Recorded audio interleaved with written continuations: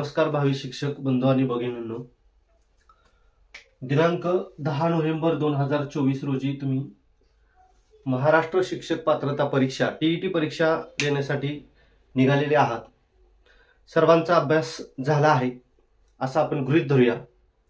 आता तुमच्या मनामध्ये बऱ्याच शंकांचा कल्लोळ माजलेला असेल, मनाला भरपूर प्रश्न पडले असतील की आता या 1-2 दिवसामध्ये आपण काय करावं, प्रत्यक्ष परीक्षा हॉलमध्ये गेल्यानंतर आपण काय करावं.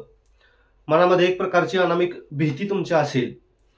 1-2 दिवस पेपर राहिले म्हटलं की आपले छातीचे ठोके वाढायला सुरुवात होते. मग अशा वेळेला नेमकं आपण काय करायला पाहिजे याबद्दल आज आपण बोलणार आहे. तर पहा, आता ज्याच्या मनामध्ये भीती आहे की परीक्षा 2च दिवस राहिलेली आहे, माझा अभ्यास झाला नाही असं काही जणांना वाटत असेल, काही जण कॉन्फिडंट असतील, काही जण थोडंसं कमी कॉन्फिडंट असतील, तर ज्याच्या मनामध्ये आज भीती आहे की काहीतरी वेगळं फील होतंय की परीक्षा आहे, 1च दिवस राहिला, 2च दिवस राहिलेत, अशी भीती ज्याच्या मनामध्ये आहे, 100% समजून चालायचं की आपण योग्य मार्गावरती आहोत. कारण जर परीक्षेबद्दल तुमच्या मनामध्ये आदरपूर्वक भीती नसेल तर मग तुम्ही त्या परीक्षेसाठी तयारी केली नाही असं आपल्याला म्हणावं लागेल. त्यामुळे ज्यांना आता असं वाटत आहे की परीक्षा आहे परंतु भीती आहे मनामध्ये, तर तुम्ही योग्य मार्गावरती आहात असं म्हणायला काही हरकत नाही. कारण सायकोलॉजिकली तुम्ही त्यासाठी आता प्रिपेअर झालेला आहात असं म्हणायला काही हरकत नाही. 2 पॉईंटवरती आपण आज बोलणार आहे. एक म्हणजे प्रत्यक्ष परीक्षेला जाण्याच्या पूर्वी आपण आता काय करायला पाहिजे. सर्वांचे हॉल तिकीट, प्रवेशपत्र डाउनलोड करून घेतले असतील. प्रत्येकाने ती गोष्ट काळजीपूर्वक, छोट्या छोट्या गोष्टी आहेत ज्या आपल्या परीक्षेमध्ये आपली मानसिकता टिकवून ठेवण्यासाठी कारणीभूत ठरतात. त्यापैकी आज आपण पहिला पॉईंट डिस्कस करतोय, तो म्हणजे तुमचं प्रवेशपत्र. आता प्रवेशपत्राबाबत घ्यायची काळजी कोणती आहे. प्रवेशपत्र तुम्हाला ऑनलाईन संकेतस्थळावरून डाउनलोड करून घ्यायचं आहे. तुमचा मोबाईल नंबर टाकून तुम्ही प्रवेशपत्र डाउनलोड करून घेऊ शकता. सगळ्यात महत्वाचा प्रश्न की ज्या लोकांनी पेपर 1 आणि पेपर 2 दोन्हीसाठी फॉर्म भरलेला आहे, बघा, पेपर 1 आणि पेपर 2 दोन्हीसाठी फॉर्म भरलेला आहे, अशा लोकांनी 2 प्रवेशपत्र डाउनलोड करून घ्यायचे आहेत. त्यांचे 2 वेगवेगळे प्रवेशपत्र डाउनलोड झालेले आहेत. लक्षात घ्या, एकाच प्रवेशपत्रावरती दोन्ही पेपर तुम्हाला देता येणार नाही. त्यामुळे सर्वांनी पहिली काळजी घ्या की आपण जर 2 पेपरला फॉर्म भरलेला असेल तर दोन्ही पेपरचं हॉल तिकीट तुमच्याजवळ असणं आवश्यक आहे. आता हे हॉल तिकीट बरेच जण प्रश्न विचारतात की मग मी ब्लॅक व्हाईट नेऊ का, कलर नेऊ का. तुम्हाला जे पॉसिबल असेल ते तुम्ही घेऊन जाऊ शकता, काही अडचण नाही. त्याला कलर्स पाहिजे, ब्लॅक व्हाईटच पाहिजे अशी कोणतीही अट त्याच्यामध्ये बघायला मिळालेली नाही. म्हणजे तुम्ही इथं कलर प्रिंट घेऊन जा किंवा ब्लॅक प्रिंट घेऊन जा, दोन्ही चालेल तुमच्यासाठी. तर त्या प्रवेशपत्राची एक प्रिंट तुमच्याजवळ असणं आवश्यक आहे. पेपर 2 ला जर भरलेला असेल तर 2 हॉल तिकीट तुमच्याजवळ असणं आवश्यक आहे.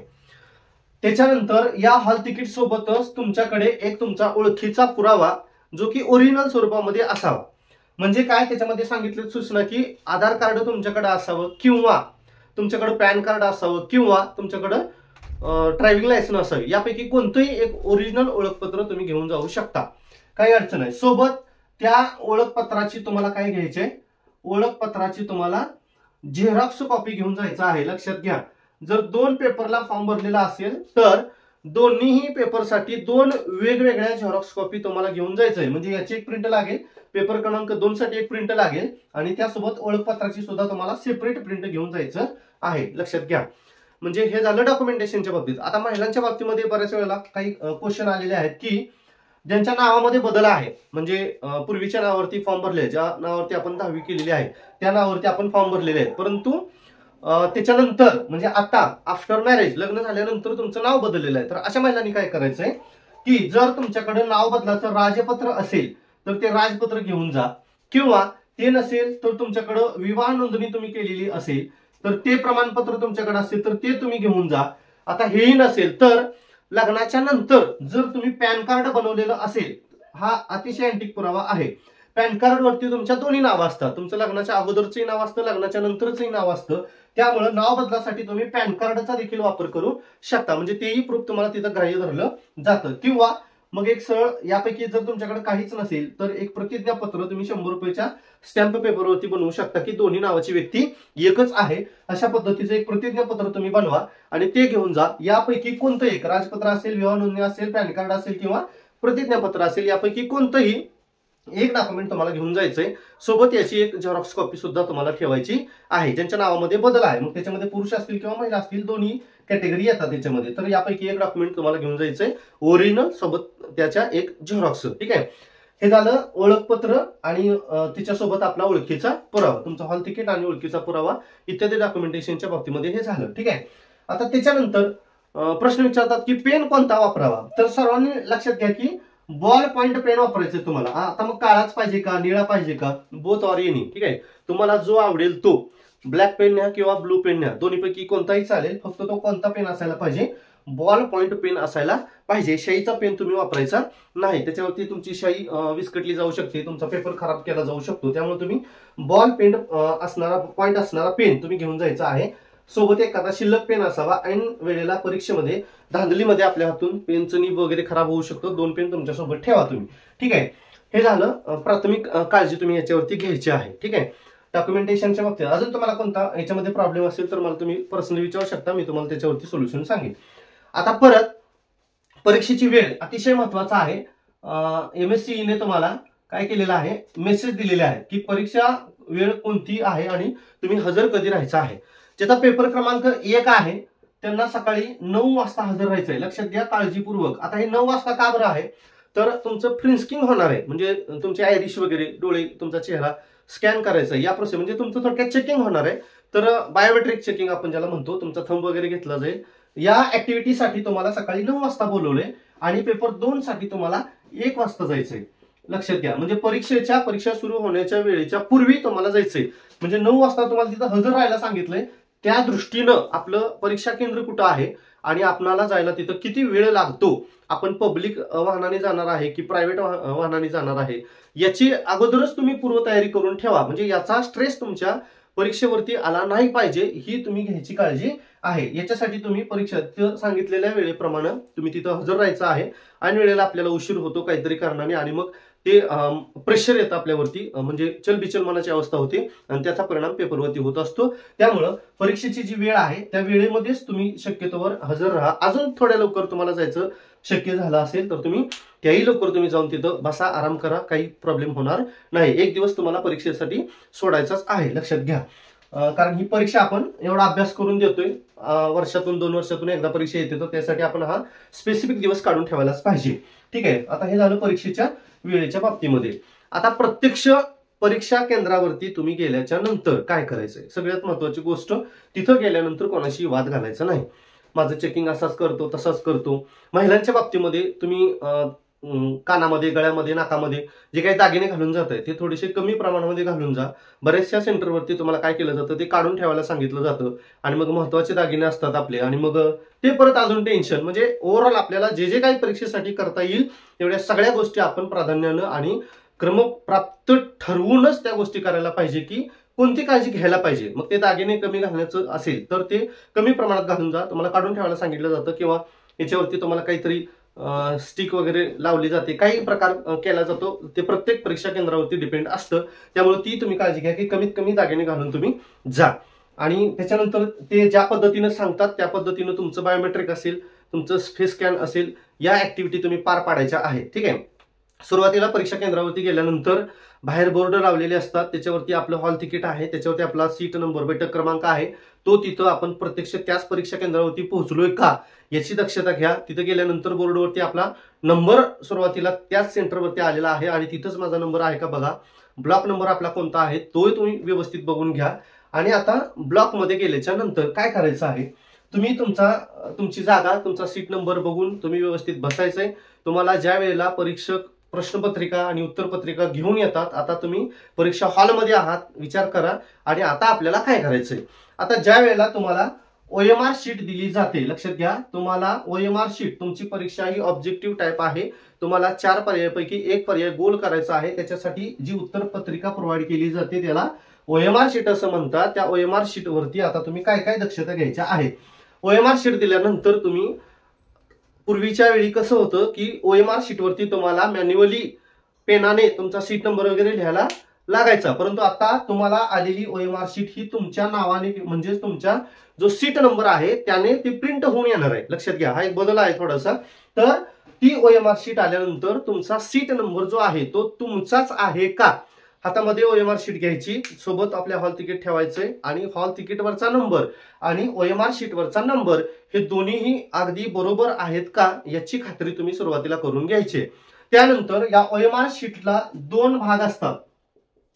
OMR शीटला 2 भाग आहेत. या पहिल्या भागावरती तुम्हाला जे क्वेश्चन नंबर 1 ते 150 तुम्हाला 1 ते 150 प्रश्न तुम्हाला बघायला मिळतील तिथं, आणि त्याच्यासमोर 4 गोल करण्यासाठी अशा पद्धतीची OMR शीट असेल. हा तुमचा पहिला भाग असतो. दुसऱ्या भागावरती तुम्हाला कार्बन कॉपी प्रोव्हाइड केलेली असते. बऱ्याच वेळेला आपण म्हणतो की हे एक्स्ट्रा आहेत का, 2 दिलेत का, विविध प्रश्न, कसलेही प्रश्न आपल्याला मूर्ख प्रश्न म्हणून मिळतात, पडलेले असतात. तर त्याच्यामध्ये जास्त वेळ तुम्ही घालवू नका, तो लोड तुमच्या मेंदूला घेऊन ठेवू नका. मग काय करा, त्याच्यामध्ये फक्त पहिलं पेज आणि त्याच्या खाली दुसरं पेज आहे का बघा, त्याला लगेच फाडून काढायचा प्रयत्न करायचा नाही. 2 दिलेत मग मी 1 फाडतो 1 परत देतो, असं काही काही जण म्हणतात. आता कार्बन कॉपी म्हणजे प्रत्यक्ष तिथं कार्बन घातलेला नसतो, ते ऑटोमॅटिक असतं, तुम्ही गोल केले की त्याच्यावरती आपोआप उमटतं. ठीक आहे, लक्षात घ्या. त्यामुळे त्याला फाडण्याचा प्रयत्न वगैरे तुम्ही काही करायला जाऊ नका. 2 शीट आहेत का एवढी फक्त खात्री करा. आता सीट नंबर त्या OMR शीटवरती तुम्हाला ऑलरेडी प्रिंट होऊन आलेला आहे. आता तुम्ही काय करायचं मग त्याच्यामध्ये, त्यानंतर तुम्हाला तुमची अटेंडन्स घेतली जाते. त्या अटेंडन्स मध्ये तुम्हाला सही करायची आहे, तुम्हाला अंगठा उमटवायचा आहे. एक शीट तुम्हाला सुपरवायझर त्या ठिकाणी देईल. तर ती खात्रीनं आपली हजेरी त्या ठिकाणी नोंदली आहे का ही गोष्ट तुम्ही पडताळून बघा. तुमची हजेरी द्या. त्यानंतर त्या OMR शीटवरती बघा, त्या OMR शीटवरती तुमची साईन करायची आणि सोबतच तुम्हाला जो तुमचा सुपरवायझर आहे त्या सुपरवायझरची देखील साईन असते. या दोन्हीही साईन, आता बऱ्याच वेळेला काय होतं, गडबडीमध्ये आपल्याला परीक्षेचं टेन्शन असतं, आपण काय करतो, जिथं सुपरवायझर सिग्नेचर आहे त्या ठिकाणी आपली सिग्नेचर करून टाकतो. म्हणजे एवढं बारीक लक्ष तुम्हाला त्याच्यामध्ये द्यायचं आहे की सिग्नेचर करत असताना कॅन्डिडेट सिग्नेचर ज्या ठिकाणी आहे त्याच ठिकाणी तुम्हाला तुमची सिग्नेचर करायची, सुपरवायझरच्या सिग्नेचर खाली तुम्हाला सिग्नेचर करायची नाही. त्यानंतर अतिशय महत्वाचा मुद्दा तो म्हणजे या OMR शीटवरती तुम्हाला A, B, C आणि D असे 4 गोल येतात. यापैकी 1 गोल तुम्हाला करायचा. आता हा काय प्रकार आहे, तर हा आहे तुमचा क्वेश्चन पेपरचा कोड. काय आहे हा, क्वेश्चन पेपर कोड. म्हणजे काय, क्वेश्चन पेपर तुम्हाला 4 कोड मध्ये येतो. म्हणजे समजा 1 नंबर 2 नंबर 3 नंबर 4 नंबर असे कॅन्डिडेट बसलेले असतील. 1 नंबरला A सेट गेला, 2 नंबरला B सेट गेला, 3 नंबरला C सेट गेला आणि 4 नंबरला D सेट गेला. परत या 5 नंबरला A सेट जातो. लक्षात घ्या, असे 4 कोड असतात पेपरला. म्हणजे काय, हा A code, B code, C code आणि D कोड यातले प्रश्न सगळे सारखेच असतात. फक्त एकच फरक यामध्ये केला जातो, तो म्हणजे प्रश्नांचा क्रम हा चुकवलेला असतो. म्हणजे जो A ला पहिला प्रश्न आहे तो B ला पहिला प्रश्न असत नाही, तो C ला पहिला प्रश्न असत नाही, तो D ला पहिला प्रश्न असत नाही. प्रश्न सर्वांना सारखेच असतात, परंतु प्रश्नाचा क्रम बदललेला असतो. पहिले 1 2 3 4 प्रश्न जे A ला असतील ते B ला नसतात, ते C ला नसतात, ते D ला नसतात. आता बरेच जण असा प्रकार परीक्षेत करतात की मग मी एखाद्याला समोरच्या व्यक्तीला प्रश्न क्रमांक 5 चं उत्तर सांग रे करण्याचा आपण प्रयत्न करतो. तर लक्षात घ्या, त्याचा जो 5 नंबरचा प्रश्न आहे तो तुमचा 5 नंबरचा प्रश्न नसतो. त्यामुळे चुकून त्याचं बघून गोल करणं असेल किंवा त्याला काही प्रश्नांची उत्तर विचारणं असेल, असले प्रकार शक्यतो म्हणजे पूर्णपणे तुम्ही टाळायचे आहेत. तुम्हाला असला प्रकार बघायला मिळत नाही. त्यासाठीच ABCD कोड दिलेले असतात. यातला तुम्हाला जी सुपरवायझरनं तुम्हाला जी प्रश्नपत्रिका दिलेली आहे त्याच्यावरती कोड असतो, अगदी मोठ्या अक्षरात असतो उजव्या बाजूला डार्क मध्ये. ठीक आहे, ABCD असा. तर तो तुम्हाला अचूकपणे या OMR शीट वरती नोंदवायचा आहे. काळजीपूर्वक तुम्ही जर OMR शीट नोंदवली नाही, कोणता पेपर तुम्हाला A आलाय, B आलाय, C आलाय, D, तर कदाचित तुमचा पेपर चेक न होण्याची सुद्धा शक्यता असते. लक्षात घ्या, कारण हा ज्या वेळेला कोड तुम्हाला प्रोव्हाइड केलेला असतो, म्हणजे क्वेश्चन पेपर प्रोव्हाइड केलेला असतो, त्यावेळेला तुम्ही इथं समजा तुम्हाला एक क्वेश्चन पेपर मिळालाय तर तुम्ही A ला गोल केलेला आहे, तर याला सुद्धा ते मशीन स्कॅन करतं आणि मग एचं जे कोडिंग आहे, आन्सरचं परत कोडिंग जे असतं ते त्या पद्धतीनं ही OMR शीट चेक होत असते. त्यामुळे लक्षात घ्या की तुम्ही ही महत्वाची गोष्ट की तुम्हाला मिळालेला क्वेश्चन पेपर कोणत्या कोडचा आहे आणि मग तो कोड तुम्ही तिथे व्यवस्थित नोंदवायचा आहे. लिहायचा आहे, सोबत त्याला गोल देखील रंगवायचा आहे. या दोन गोष्टी तुम्हाला त्याच्यामध्ये करायच्या आहेत. बाकी इतरस्त कोणतीही गोष्ट त्या OMR शीटवरती लिहायची नाही. परीक्षेचं नाव लिहितो, स्वतःचं नाव लिहितो, एखाद्या देवताचं नाव लिहितो, असले प्रकार तुम्हाला OMR शीटवरती करायचे नाहीत. ते गोष्टी अलाउड नाहीत तुम्हाला. ती तुमची एक कॉपी केस म्हणून सुद्धा ओळखली जाऊ शकते. त्यामुळे बाकीच्या गोष्टी तुम्ही त्या OMR शीटवरती करायला जाऊ नका. आता प्रत्यक्ष तुम्हाला परीक्षा सुरू व्हायचे आता 5 मिनिटं राहिलेली आहेत. तुम्हाला प्रश्नपत्रिका तुमच्या सोबत आलेल्या आहेत. सील तुम्हाला उघडू नका अशी सूचना तुम्हाला दिलेली असते. जोपर्यंत तुम्हाला सुपरवायझर सांगत नाही की याचं सील उघडा आणि सोडवायला सुरुवात करा, तोपर्यंत त्याचं सील उघडण्याचा प्रयत्न तुम्ही करायचा नाही. शक्यतो एक गोष्ट तुम्ही करू शकता की अगदी तंतोतंत वेळेमध्ये तुम्हाला क्वेश्चन पेपर जर एखाद्या सुपरवायझरनं नाही दिला तर त्याला तुम्ही उठून सर वेळ झालेली आहे, क्वेश्चन पेपर थोडं लवकर द्या, अशी रिक्वेस्ट वगैरे तुम्ही त्यांना करू शकता. अर्थात ते देतातच, परंतु जर एखादा सुपरवायझर असेल, बाबा असतात असे काही म्हणजे बरेचसे अनुभव बघितलेले आहेत, तर त्याच्यामध्ये लवकर पेपर आपल्यापर्यंत कसा येईल याची आपण दक्षता घ्यायची आहे. म्हणजे आपल्याला अगदी वेळेमध्ये आपला पेपर सोडून व्हायला पाहिजे. ठीक आहे. आता प्रत्यक्ष पेपर तुमच्या हातामध्ये आलेला आहात. आता तुम्ही सील ओपन केलेला आहे आणि आता तुमचा पेपर सोडवायला सुरुवात झालेली आहे. आता 1 ते 150 प्रश्नांचा पेपर आहे. खूप मोठा पेपर असतो. हे 1-2 पानाचा पेपर नाहीये. त्यामुळं पेपर बघूनच बरेच जण मग घाम पुसायला चालू करतात, मग थरथर कापायला चालू होतं, हाताला पाणी सुटतंय, पायाला पाणी सुटतंय, चक्कर यायला लागते, अशा काही गोष्टी घडत आहेत. तर निग्लेक्ट करा हे सगळं. आता आपण मोठे आहोत, प्रौढ झालेलो आहोत, आपल्याला तेवढी मॅच्युरिटी आहे, तरीपर्यंत टेन्शन असतं पेपरचं, त्या गोष्टी होतातच. मग अशा वेळेला काय करायचंय की सुरुवातीला फक्त एकच काम करायचं. पेपर सील काढल्याच्या नंतर 1 ते 150 प्रश्न, मग आता मी पहिलं पान घेतो, दुसरं पान घेतो, तिसरं पान घेतो आणि चेक करतो, असं करत बसणार आहे का? नाही करणार. डायरेक्ट बघायचं पहिला प्रश्न आहे, परत पटापटा पानं उघडायला सुरू करायची. शेवटपर्यंत 150 प्रश्न आहेत का? It's okay. सगळी पानं त्याच्यामधली जी आहेत ती प्रिंट झाली आहेत का? मध्ये एखादं कोरं पान वगैरे राहिले का? या गोष्टी तुम्ही त्याच्यामध्ये चेक करून घ्या. हे कधी करायचंय? अर्ध्या ते 1 मिनिटामध्ये. फक्त अर्धा मिनिट पुरेसा आहे. 30 सेकंदामध्ये तुम्ही एवढी गोष्ट करू शकता की पेपर कसा आहे, प्रिंट झालाय का नाही, एवढं फक्त तुम्ही चेक करून घ्यायचंय. ठीक आहे. हे आता सुरुवात केली. परत आता मग मी काय करू, कोणत्या विषयापासून सुरुवात करू, सुरुवातीला मला कोणता सेक्शन आलेला आहे हे बघण्यापेक्षा अगोदरच आपली मानसिकता अशी तयार करून ठेवायची की मी पेपरचा क्रम जो आहे तो कसा सोडवणार. अर्थात तो असाच असतो, तरी परंतु जर चुकून नसेलच तर काय करायचं, मग मी सुरुवातीला कोणते प्रश्न सोडवायला घेऊ. तर बरेच जण असे करतात की मग माझा सायकोलॉजी छान आहे, मी सायकोलॉजी पासून सुरुवात करू का वगैरे वगैरे. नाही, तर माझं वैयक्तिक म्हणणं असं आहे की सर्वांनी जो आपला पेपर आहे तुम्हाला जो सोपा वाटतो तो पहिला पॉईंट असतो, तो म्हणजे आपला मराठी व्याकरणाचा प्रश्न. ठीक आहे. म्हणजे मराठी व्याकरणाचा सेक्शन, याच्यामध्ये तुम्हाला 30 प्रश्न असतात. आता सोडवायला सुरू केले तुम्ही मराठी व्याकरण, म्हणजे सोप्याकडून अवघडाकडे जावं, म्हणजे तुम्हाला जास्त स्ट्रेस येत नाही त्याच्यामध्ये. म्हणजे एकदा तुम्ही त्या परीक्षेमध्ये गुंतला की पुढचे प्रश्न किती अवघड असले तरी आपला कॉन्फिडन्स बिल्डअप झालेला असतो की मराठीचे सगळे प्रश्न मला सुटलेत बाबा. ठीक आहे. आता बरेच जण म्हणतात की काय करू, प्रश्नपत्रिका नेमकी कशी सोडवू. मग आता 1 पासून प्रश्न सुरू झाला, समजा 1 ते 30 हे मराठीमध्ये प्रश्न आहे. आता याच्यामध्ये मी काय करू, मग असं समजा तुम्हाला 1, 2, 3 प्रश्न सुटले आणि 4थ्या प्रश्नाचं तुम्हाला उत्तर येत नाही, मग तुम्ही काय करता, त्याला मोकळं सोडून देताय आणि परत 5व्या प्रश्नाकडे जाताय. 6, 7, 8 असे करत परत तुम्ही सोडवत जाताय. परत एखादा समजा 8 नंबरचा प्रश्न तुम्हाला येत नाही, त्याला मोकळं सोडून जाताय. तर इथं सगळ्यात मोठी रिस्क अशी असते बघा, समजा तुम्हाला पहिलाच प्रश्न नाही आला, घाबरून जायचं नाही. लक्षात घ्या, पहिलाच प्रश्न तुम्हाला सुटलाच नाही, मग पेपर खूपच अवघड आहे का, पहिल्याच प्रश्नात लगेच तलवार टाकून दिली, असं काही तुम्ही करायचं नाही. लक्षात घ्या. तर पहिला प्रश्न नाही आला, ठीक आहे, सोडून द्या, त्याला काहीच प्रॉब्लेम नाही. तर प्रश्नपत्रिकेमध्ये काहीतरी एखादी टिक अशी आडवी वगैरे करून ठेवायची की माझा प्रश्न तो पाठीमागं राहिलेला आहे. ठीक आहे. मग आता परत काय करणार आहे, तर इथं 2-3 तुम्हाला सुटलेत, 4थ्या प्रश्नाकडे तुम्ही गेलेला आहे, 4था प्रश्नही तुम्हाला येत नाही, इथं परत तुम्हाला रिकामं सोडून द्यायचं आहे. ठीक आहे. प्रश्नपत्रिकेत त्या प्रश्नाच्या बाजूला डॅश करून घ्यायचं की माझा हा प्रश्न सोडवायचा राहिलेला, म्हणजे तुमची हा फर्स्ट राऊंड आहे असं आपण समजूया. ठीक आहे.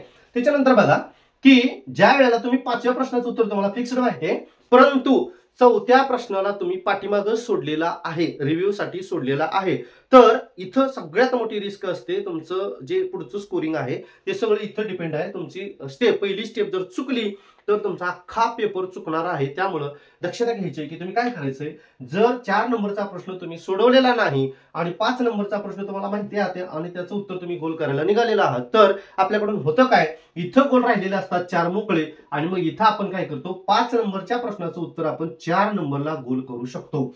लक्षात घ्या, इथं खूप मोठी रिस्क असते. डोळ्यात तेल घालून तुम्हाला प्रश्नपत्रिका गोल करायची आहे ते उत्तरपत्रिकेवरती. लक्षात घ्या की 5व्याच उत्तर मी 4थ्याला गोल करतो आणि मग तिथून पुढे असाच क्रम मी सुरू ठेवतो आणि होतं काय, 5व्याच उत्तर, 4थ्याला 6व्याच उत्तर, 5व्याला 7व्याच उत्तर, 6व्याला 8व्याच उत्तर, 7व्याला. ही खूप मोठी रिस्क आहे, लक्षात घ्या. मग आता याच्यावरती पर्याय काय?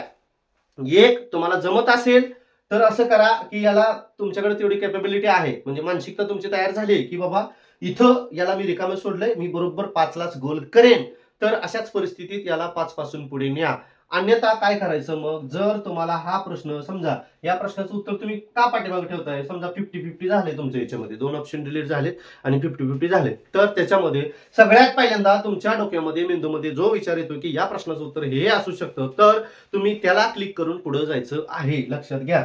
नाहीतर परत इथं जेवढा विचार करायला वेळ घालवलेला असतो तेवढाच वेळ परत तुम्ही दुसऱ्या राऊंडला ज्या वेळेला येता त्यावेळेला तेवढाच वेळ तिथं दिलेला असतो. म्हणजे एका प्रश्नासाठी तुम्ही साधारणपणे 2 ते 3 प्रश्नांचा वेळ त्या ठिकाणी वाया घालवलेला असतो, लक्षात घ्या. आता समजा एखादा प्रश्न तुम्हाला माहितीच नाही, एकदमच अननोन आहे, म्हणजे त्या प्रश्नाचा आणि तुमचा संबंधच नाही, काहीच माहिती नाही त्या प्रश्नाच्या बाबतीमध्ये, मग असा प्रश्न तुम्ही मागे ठेवणार आहेत का?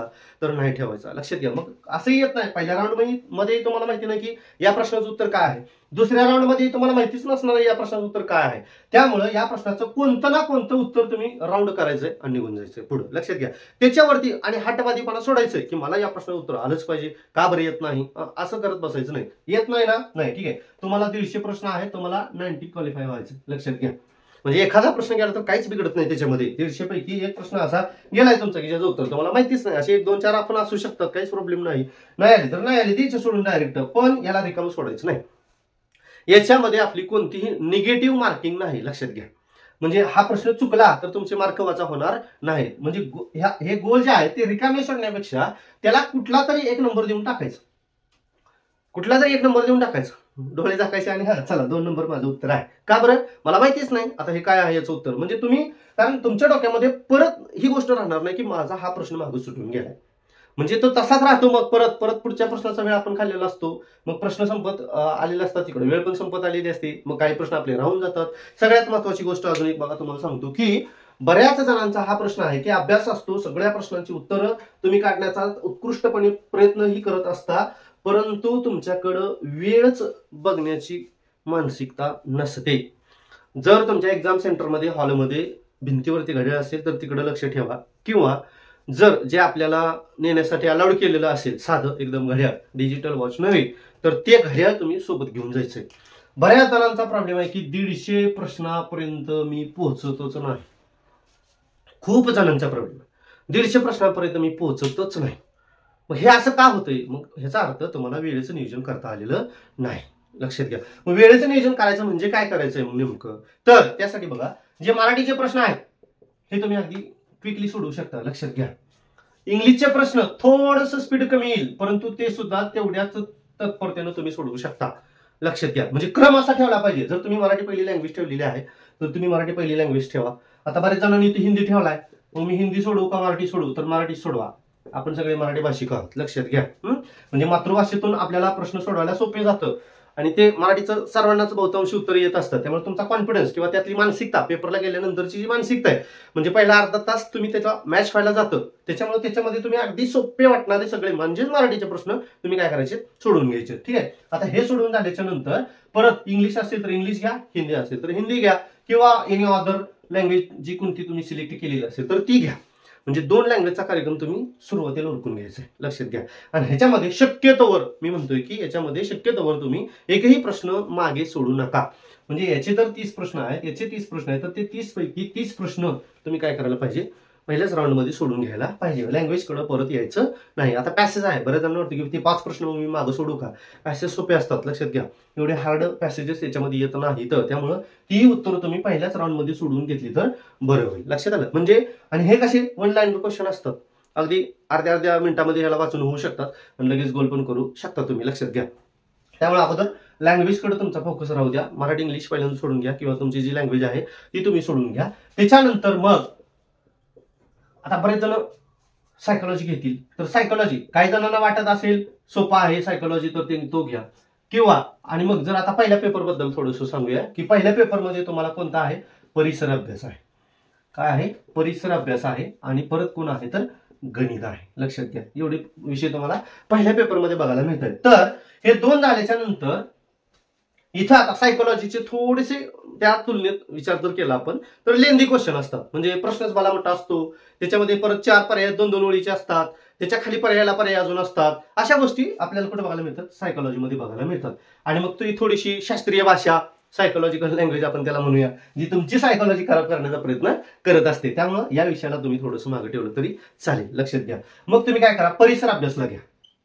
परिसर अभ्यासमध्ये काय, जसं तुम्ही मराठीचे प्रश्न सोडवता तसेच तुमचे परिसर अभ्यासचे प्रश्न तुम्ही सोडवू शकता, लक्षात घ्या. कारण हे सुद्धा सगळे वन लाईनरच क्वेश्चन असतात. एका ओळीचा प्रश्न आणि एका शब्दाचे, फार तर एका ओळीचे आपण म्हणूया, एका ओळीचे नसतातच खास करून. परिसर अभ्यासमध्ये सगळा फॅक्च्युअल डाटा असतो, तुम्हाला एका शब्दात उत्तर द्यायचे सापडू शकतात. त्यामुळे परिसर अभ्यासला म्हणजे लँग्वेज झाल्यानंतर तुमचा थर्ड प्रेफरन्स कुठे द्या, तुम्ही परिसर अभ्यासला द्या, लक्षात घ्या. म्हणजे कशासाठी चाललंय हे, ज्याचे 150 प्रश्न सोडवून होतच नाहीत, सर माझा अभ्यास खूप आहे, मी 1 मार्काने गेलो, 2 मार्काने गेलो, या वेळेला तुम्हाला हे सांगायचंच नाही, लक्षात घ्या.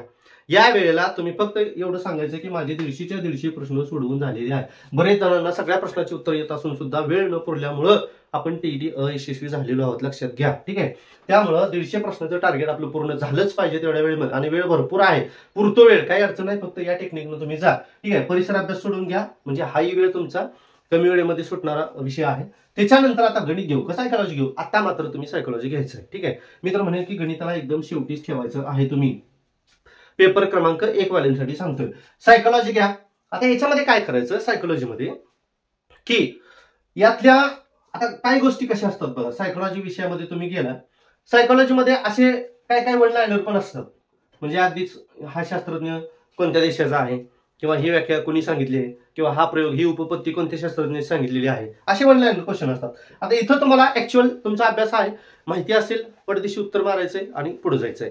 आता समजा असा प्रश्न आहे की रुसो नावाचा शास्त्रज्ञ हा कोणत्या देशाचा आहे, तुम्हाला जर माहिती आहे त्याचं उत्तर नोंदवा आणि पुढे चला. आता समजा तुम्हाला माहिती नाही तरी तुम्ही काय करताय, या प्रश्नाला पाठीमागे सोडताय.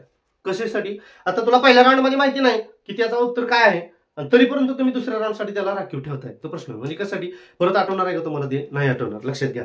जर तुम्हाला पहिल्यांदाच माहिती नाही ना तो कोणत्या देशाचा शास्त्रज्ञ आहे, ते फॅक्च्युअल डाटा आहे, तुम्हाला तो पाठ असेल, माहिती असेल तर गणितासारखा मार्क आहे, माहिती असेल तर पैकीच्या पैकी, नसेल तर 0च मिळणार आहे. मग अशा प्रश्नाचं उत्तर देखील तुम्ही काय करायचं, सोडवूनच पुढे जायचंय. अशा प्रश्नाला पाठीमागे ठेवायचं नाही. प्रश्नाला पाठीमागे कोणत्या ठेवावं, ज्या प्रश्नामध्ये तुम्हाला 50-50 म्हणजे 2 पर्याय तुम्ही इझिली डिलीट केलेले आहेत आणि 2 पर्यायामध्ये तुम्हाला जर कन्फ्युजन असेल तरच तुम्ही त्या प्रश्नाला पाठीमागे ठेवायचं. अन्यथा एकदम अननोन जर क्वेश्चन असेल, पूर्णपणे तुम्हाला त्या प्रश्नाबद्दल काहीच माहिती नाही असा जर प्रश्न असेल, तर तुम्ही तो प्रश्न तिथं सोडवूनच जायचंय, त्याला रिकामा पण ठेवायचा नाही. बऱ्याच वेळा तो रिकामाच राहतो, जर आला चुकून तर तो प्लस मध्ये जातो ना. अंदाजे ज्याचं उत्तर दिलं तेच उत्तर जर बरोबर असेल तर तुम्हाला तो मार्क मिळून जातो, पण गोलच नाही केला तर तुम्हाला काहीच मिळणार नाही, लक्षात घ्या. त्यामुळे एखादा प्रश्न काहीच माहिती नसेल तर तुम्ही त्याचं काहीतरी उत्तर नोंदवा आणि पुढे चला. फक्त प्रश्न 50-50 वाले जे 2 ऑप्शन मध्ये कन्फ्युज करतात असेच प्रश्न तुम्ही काय करायचे, मागे ठेवायचे आणि पुढे जायचं. ठीक आहे, त्याच्यामध्ये बघा आता मग हे वन लाईनर वाले फास्ट अशा पद्धतीने सोडवून घ्या.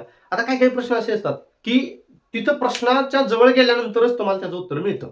म्हणजे कसं, ऍप्टिट्यूड लेवल जी सांगितली जाते की अमुक फॉर एक्झाम्पल डिसिजन मेकिंगचे क्वेश्चन आहे की तुम्ही काय कराल, अशा पद्धतीचे प्रश्न. आता याला काही डोकं चालवावं लागत नाही, किंवा हे कुठेतरी पाठ केलेलं असतं असं पण नाही, कुठल्या पुस्तकातून आलं असेही प्रश्न. म्हणजे काही प्रश्न असे असतात की जसं आपण गाडी चालवत असताना वळण आलं की ऑटोमॅटिक आपल्या हातून हँडल काय होतोय, वळला जातोय, तशा पद्धतीनं. म्हणजे तिथं तुम्हाला मागून कोणीतरी येऊन हाक मारून सांगत नाही की आता वळण आलेलं आहे, गाडी वळवा, नाही. म्हणजे काय, असे जे क्वेश्चन असतात की जे तुम्हाला तिथं वाचून समजून घेतल्यानंतरच त्याची उत्तरं तुम्हाला मिळतात, ते कुठल्याही पुस्तकात सापडत नाही. फॉर एक्झाम्पल डिसिजन मेकिंगचे क्वेश्चन, हे क्वेश्चन तुम्ही ऍट अ टाइम सोडवू शकता, त्याला जास्त तुम्ही डोकं खर्च करत बसायची गरज नाही, आठवायची गरज नाही. असे प्रश्न इझिली तुम्ही टॅकल करायचे आहेत. ठीक आहे, सगळ्यात महत्वाचं म्हणजे तुमचे 150च्या 150 150 प्रश्न सोडवूनच झाले पाहिजे. तर एकही प्रश्न यातला माझा रंगवायचा, गोल करायचा राहिला असं परत परीक्षा हॉलमधून बाहेर आल्यानंतर कोणाला सांगायचं नाही, लक्षात घ्या. ठीक आहे, सगळे प्रश्न तुमचे सोडून झाले पाहिजेत.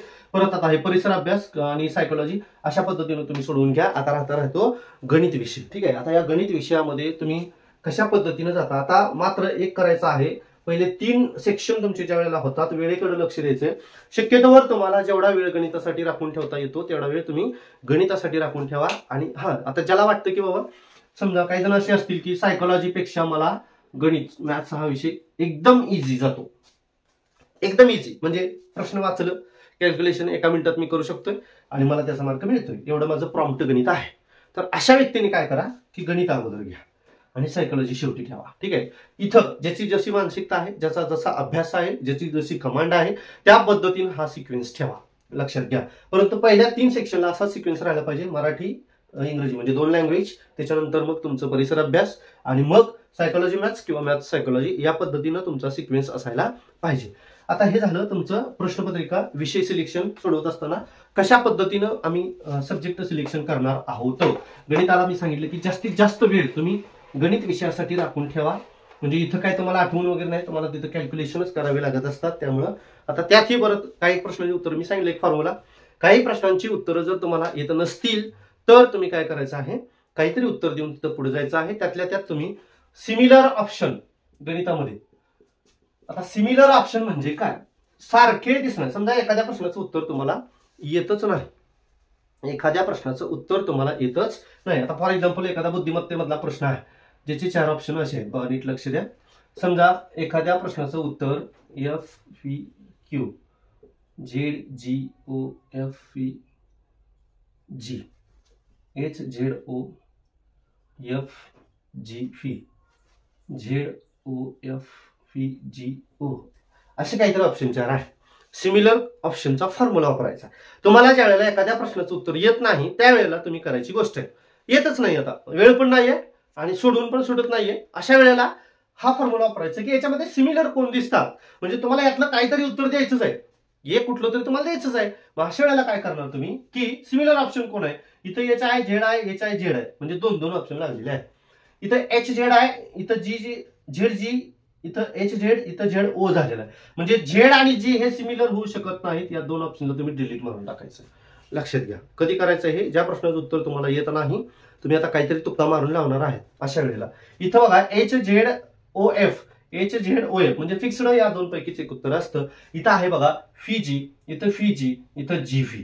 आता इथं GO हा तर काही संबंधच येणार नाही. आता इथं परत इथं सिमिलर कोण आहे, इथं VG आणि इथं परत GV दिलेला आहे. लक्षात घ्या, म्हणजे इथं जास्तीत जास्त वेळेला कोण आलेला आहे तर VG आलेला आहे, तर VG मारा, म्हणजे 1 नंबर आन्सर तुम्ही द्या. कधी तुम्हाला जर या प्रश्नाचं उत्तर तुक्काच मारायचा आहे तर तो तुक्का सुद्धा गेस डोक्यानं मारायचा आहे. लक्षात घ्या, उगीच काहीतरी गोल राहिलाय. हा, हे कधी करता तुम्ही, तुमचा वेळ संपत आलेला असतो, 2 मिनिट शिल्लक राहिलेले असतात, तुम्हाला समजतं माझे 10 प्रश्न राहिलेले आहेत आणि मग 10 प्रश्नाला मग गोळीनं एकाला 2, 2ला 3, 4, 5 असे काहीतरी करत बसता तुम्ही आणि सगळे गोल राहिलेले 10च्या 10 रंगवून टाकतात. याला अर्थ नाही म्हणून लक्षात घ्या. त्यासाठी तुम्हाला तुमच्या परीक्षेचं टाइम मॅनेजमेंट जुळायलाच पाहिजे. तुक्का मारायचा आहे तर तो तुक्का सुद्धा तुम्हाला गेस करूनच लावायचा आहे, तर आणि तरच तो तुक्का बसण्याचे चान्सेस असतात. तुम्ही जर 20 प्रश्न अगदी शेवटच्या 2 मिनिटात गोल करत असाल तर ते उपयोगाचं नाही. त्यासाठी तुम्हाला परीक्षेचं, त्या वेळेचं, प्रश्नपत्रिकेचं, प्रश्नांचं मॅनेजमेंट व्यवस्थितपणे करता आलं पाहिजे आणि ते तुमच्याकडून होतं. काही प्रॉब्लेम याच्यामध्ये येत नाही. बरेच जण जे म्हणतायत ना 1-2 मार्कांनी गेलो मी, एवढ्या वेळेला फेल झालोय, तर त्याची कारणं ही आहेत की तुम्ही शेवटचे 20 प्रश्न तशा पद्धतीने गोल करून येता. तर स्ट्रॅटेजी बदला, अभ्यास सगळ्यांचाच आहे, फक्त तुम्ही काय करा, योग्य स्ट्रॅटेजी. परीक्षेला काय पाहिजे नेमकं, तुम्हाला ही तुमच्या वेळेची परीक्षा असते, तुमच्या बुद्धिमत्तेची परीक्षा असते आणि तुमची स्वतःची परीक्षा असते, लक्षात घ्या. त्यामुळे सगळ्या गोष्टींचा मिलाप ज्या वेळेला एकत्र होतो, या सगळ्या गोष्टी, त्याच वेळेला मग आपल्याला यश मिळतं. त्यामुळे प्रश्नपत्रिकेचं मॅनेजमेंट तुम्ही व्यवस्थितपणे करायचं आहे. तुक्का लावणी सिस्टम तुम्हाला सांगितली कशा पद्धतीने तुम्ही तुक्का मारू शकताय. ठीक आहे. आता हे झालं पेपर 1च्या बाबतीमध्ये. आता पेपर 2च्या बाबतीमध्ये काय आहे परत. आता पेपर 2 मध्ये बघा, काळजीपूर्वक लक्ष द्या. पेपर 2 मध्ये 2 गोष्टी आहेत, वेगवेगळ्या बघायला मिळतील आपल्याला.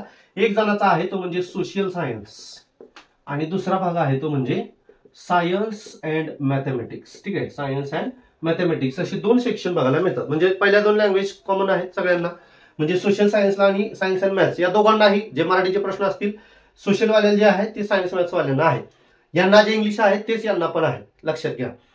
यांना जे सायकोलॉजीचे आहेत तेच यांना पण आहेत, म्हणजे एवढा पेपर यांचा कॉमन आहे. फक्त बदल कुठं आहे, जे सोशल सायन्स वाले आहेत त्यांना इतिहास आणि भूगोल आहे आणि सायन्स आणि मॅथ्स आहे त्यांना सायन्स आणि मॅथ्सच आहे, लक्षात घ्या. म्हणजे ही तुमची मेथड असेल तर याचेच प्रश्न आहेत, हे असेल तर याचेच प्रश्न आहेत, एवढा फक्त. म्हणजे किती, याच्यामध्ये 60 प्रश्न वेगळे आहेत. आता याच्यात 2 गोष्टी घडू शकतात बघा. काय काय घडू शकतं. एक, जर संपूर्ण पेपर एकच आला, म्हणजे एकाच पेपरमध्ये जर सोशल सायन्स ही आलं आणि मॅथ सायन्स ही आलं आणि आपण सोडवत गेलोय, समजा तुम्ही 60 प्रश्न पहिले आपण धरून चालूया की पहिले 60 प्रश्न तुम्ही सोडवले 60 प्रश्नापर्यंत तुमचं मराठी आणि इंग्रजी किंवा लँग्वेज सोडून झाल्या. 61वा प्रश्न कोणता आहे तो काळजीपूर्वक बघायचा. 61वा प्रश्न कोणता आहे तो तुम्हाला काळजीपूर्वकच बघायचंय. म्हणजे काय, जर तुमची मेथड सोशल सायन्स आहे आणि 61वा प्रश्न जर सायन्सचा असेल तर तुमचं उत्तर चुकू शकतं. लक्षात घ्या. आता सेपरेट पेपर आला, समजा सोशल सायन्सचा वेगळा आला, म्हणजे ज्यामध्ये मॅथ्स आणि सायन्सचे प्रश्न नसतील तर ते बेटर होईल. तुम्हाला तिथं काही कन्फ्युजन राहणार नाही. जर चुकून झालंच तसं येईलच स्वतंत्र, परंतु जर एकत्रित आला तर सेक्शन कोणता आहे तो व्यवस्थित बघून घ्या. बऱ्याच वेळेला आपण अभ्यास केलेला असतो, ते सायन्स आहे का मॅथ्स आहे बघतच नाही. एखादा प्रश्न सायन्समध्ये असा असतो की तो भूगोलाचा पण असू शकतो, म्हणजे जसं जगाचा भूगोल वगैरे, नकाशावरती प्रश्न आलाय, सौर मालिकेवरती प्रश्न आलाय, तर हा प्रश्न आपण भूगोलाचा आहे म्हणून सुद्धा सोडून बसतो, गोल करून टाकतो तिथं, आणि तो पेपर असतो सायन्सचा. असं काही कन्फ्युजन होऊ नये. स्वतंत्र आला तर मग चांगली गोष्ट आहे, काही कन्फ्युजन व्हायची गरज राहणार नाही. त्यामुळे ती गोष्ट तुम्ही अगोदर पाहून घ्या, स्वतंत्र आले आहे की एकत्र आलं आहे. पण स्वतंत्रच येईल असं मला वाटतं. त्यामुळं तुम्ही तरीपर्यंत बघून घेणं आपलं काम आहे. आपण बघायचं कुठल्याही पद्धतीमध्ये आपल्या हातून चुकून एखादाही गोल झाला नाही पाहिजे. 1 मार्क म्हणजे एका मार्काने टीटी गेली जे म्हणतात ते या गोष्टींमुळे गेलेले असतात. लक्षात घ्या. छोट्या छोट्या गोष्टी आपण त्याच्याकडे दुर्लक्ष करतो, त्यामुळे आपली मार्क त्या ठिकाणी गेलेली असतात. त्याच्यामुळं हे तुम्ही तुमचा सेक्शन कोणता आहे ते तुम्ही बघून घ्या त्याच्यामध्ये, आणि मगच प्रश्न सोडवायला सुरुवात करा. तर अशा पद्धतीनं तुम्ही विषयांचा जो क्रम आहे तो क्रम व्यवस्थित तयार करा तुमच्या डोक्यामध्ये, कोणत्या वेळेमध्ये. आणि सारखं म्हणजे अगदी 5 मिनिटाला मग 2-4 प्रश्न सोडवले मग मी घड्याळ बघतो, 4 प्रश्न सोडवले घड्याळ, असं काय करायला जाऊ नका. म्हणजे निम्मा वेळ घड्याळच बघण्यात जाईल तुमचा. तर त्यापेक्षा काय करा की एक सेक्शन झालाय तुमचा, 30 प्रश्न सोडवून झाले, मराठीचे 30 प्रश्न सोडवले, मग माझा किती वेळ गेला एवढं बघा. परत 30 प्रश्न सोडवले, परत घड्याळ बघा. असं म्हणजे 30 प्रश्नाचे बंच करून जर तुम्ही घड्याळ बघितलं तर तुम्ही म्हणजे लवकर, म्हणजे असंही नाही करायचं की त्या वेळेचंच टेन्शन घेतो मग मी सोडवायचं बाजूलाच राहिलं, असंही काही करू नका. म्हणजे सगळा समतोल तुम्हाला साधता आला पाहिजे. या पद्धतीनं तुम्ही पेपर हँडल करा. ठीक आहे. त्याच्यानंतर बघा, आता बऱ्याच जणांच्या मिस्टेक काय काय होतात. मी सांगितलं मगाची एक मिस्टेक गोल करतानाची सांगितली की तुम्ही 5व्याचं उत्तर 4थ्याला गोल करताय, कारण तो प्रश्न तुम्ही परत रिव्ह्यूसाठी ठेवलेला असतो. शक्यतोवर मी सांगेन, वैयक्तिक माझं मत आहे की तुम्ही रिव्ह्यूसाठी क्वेश्चन ठेवूच नका. याच्यामध्ये काही निगेटिव्ह मार्किंग नाही. फार तर तुमचा वेळ गेला ना, असा 1 मिनिट तिथे गेलेलाच आहे, अजून काही सेकंद तिथे गेले तरी चालतील, त्याच्यावरती विचार करा आणि तो प्रश्न तिथंच सोडवा आणि मग पुढे जा. जर चुकून तुमच्या हातून असे काही मग असे राखत म्हणजे पाठीमागे सोडत जर प्रश्न तुम्ही केला आणि 30 प्रश्न जर राहिले तर परत तुमचं अगदी कॉकटेल होऊन बसतं की नेमका आता मी काय करू, हा सोडू का तो सोडू, तो सोडू का हा सोडू. त्यामुळे शक्यतोवर तुम्ही तुमचा प्रश्न जो घेतलेला आहे तो पूर्ण करा आणि मगच पुढे चला. जर एखादा माहितीच नाही, टाका तिथंच अंदाजे गोल करून आणि पुढे चला. पुढे चालणं हे याच्यामध्ये खूप मोठं गोष्ट आहे. आता याच्यामध्ये बघा, बऱ्याच वेळेला काय होतं की एका प्रश्नाचं उत्तर दिलं तुम्ही 1 नंबर, दुसऱ्या प्रश्नाची इथं 4 गोल आहेत, आणि या दुसऱ्या प्रश्नाचं उत्तर आपण एकदा प्रश्नपत्रिकेकडे बघत असतो, एकदा OMR शीटकडे बघत असतो. अशा वेळेला या पहिल्या प्रश्नाचं उत्तर 1 नंबर गोल केलंय, दुसऱ्या प्रश्नाचं उत्तर तुमचं असतं 3 नंबर आणि तुम्ही गोल करता इथंच. म्हणजे मिस्टेक 100%. मी काय म्हणतोय, 100% म्हणतोय मी. प्रत्येकाची ही मिस्टेक होते, अनुभवाचे बोल सांगतोय. ठीक आहे. 100% अशी मिस्टेक होते की 2 नंबरच्या प्रश्नाचं उत्तर 3 करायचं असतं, पण माझा हात वरती जातोय कारण इकडे नजर जात नाही आपली पहिल्या ऑप्शनकडे, इकडे बघायला चालू होते आपलं.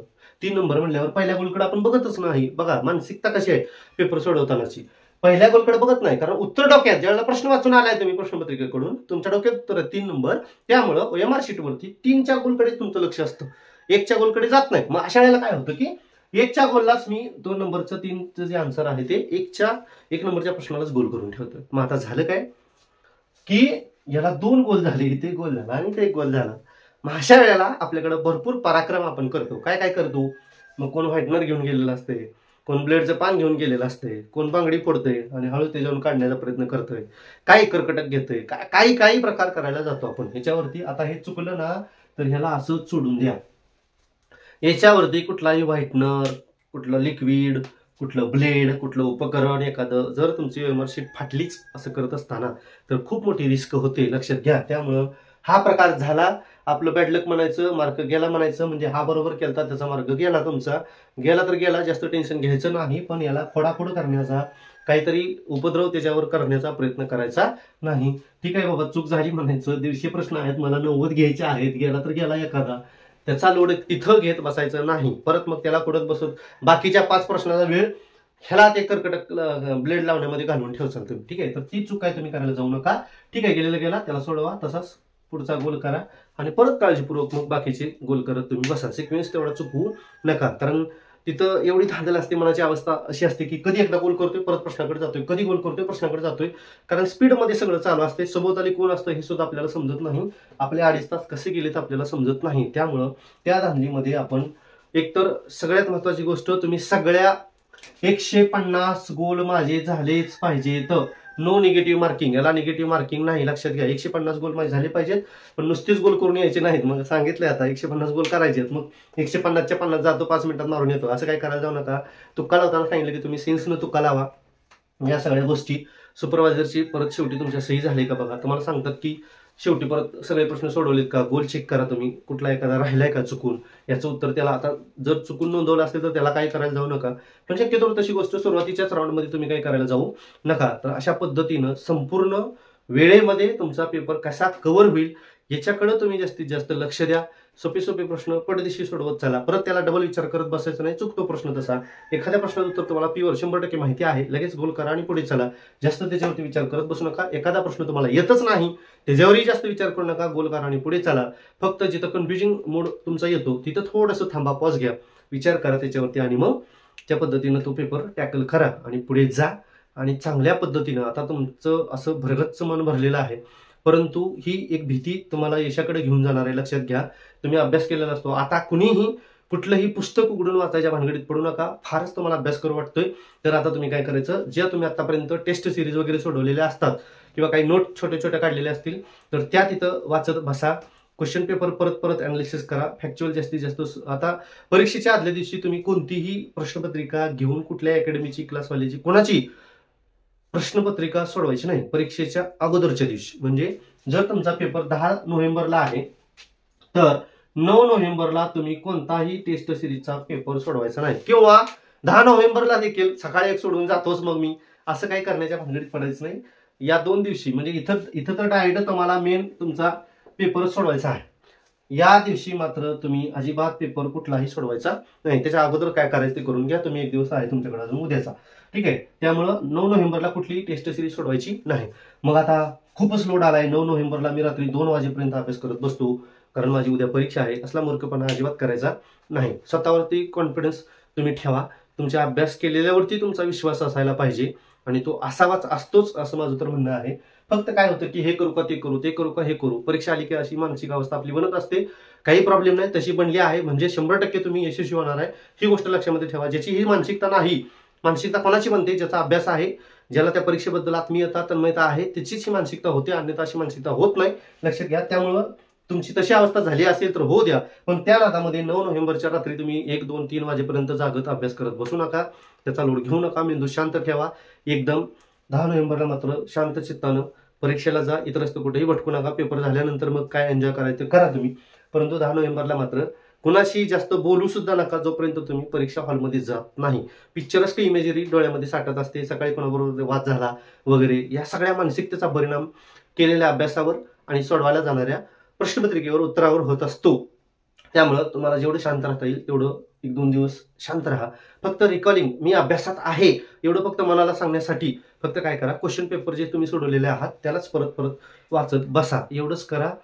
खूप छान छान असं तुम्ही याच्यामध्ये यश संपादन करा आणि या परीक्षेसाठी माझ्याकडून तुम्हाला खूप खूप साऱ्या शुभेच्छा. नक्कीच तुम्ही या वर्षीची TET परीक्षा पात्र व्हाल अशी अपेक्षा व्यक्त करतो. तुम्हाला शुभेच्छा देतो आणि थांबतो. नमस्कार.